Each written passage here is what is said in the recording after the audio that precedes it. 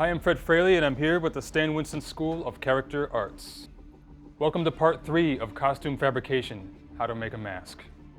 Fabrication is a wonderful technique to make fantasy costumes.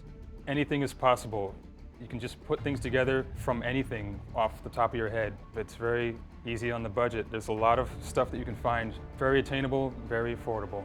The processes and the techniques that we use can be applied to film, television, cosplay, theater, Halloween, all kinds of projects.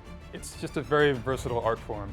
We're going to start with actually adding structure to the mask to give it just a little bit more of a bone kind of structure in the jaw.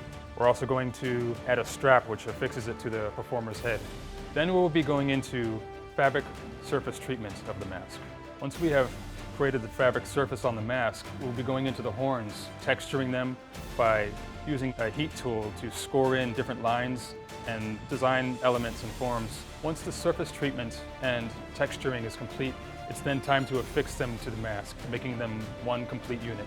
I will be adding different biomechanical elements to help create a transition between the very organic horns and the more mechanical structure of the mask.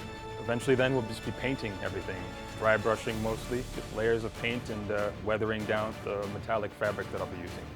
So there are a lot of steps that will get us through this final phase of building this mask. So let's get going. Let's start doing this.